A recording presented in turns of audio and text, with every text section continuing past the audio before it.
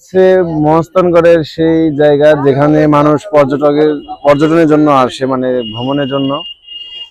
তো এই জায়গাটার যে ওয়ালগুলো, এগুলো ঠিক আগের মতোই আছে, কিন্তু ভিতরের যে জিনিসগুলো যেগুলো থাকে, যে মাটি উঁচু একটা রাজপ্রাসাদ ছিল, সেটাও আজ বিলুপ্ত। এই সাইডে যে জায়গাগুলো, এগুলো প্রায় এখন ধ্বংসের মুখে, মানে হয়তো এখন থেকে 20-30 বছর পরে এটাও আর থাকবে না।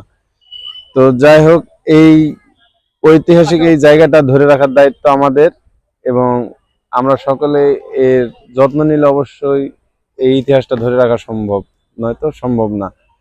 তো আসলে খুব ভালো একটা জায়গা, যেখানে ভালো লাগারই কাজ করার কথা। তো অনেকটা আনন্দিত হলাম, কিছুটা বিমর্ষ হয়ে গেলাম। মানে আসার পরে যে আশা নিয়ে আসছিলাম, সেই আশা এখানে পূরণ হইতে হলেও কিছুটা শূন্যতা থেকেই যায়। তো ভালো থাকবেন বন্ধুরা, আজকের মতো বিদায় নিচ্ছি। ধন্যবাদ। আসসালামু আলাইকুম।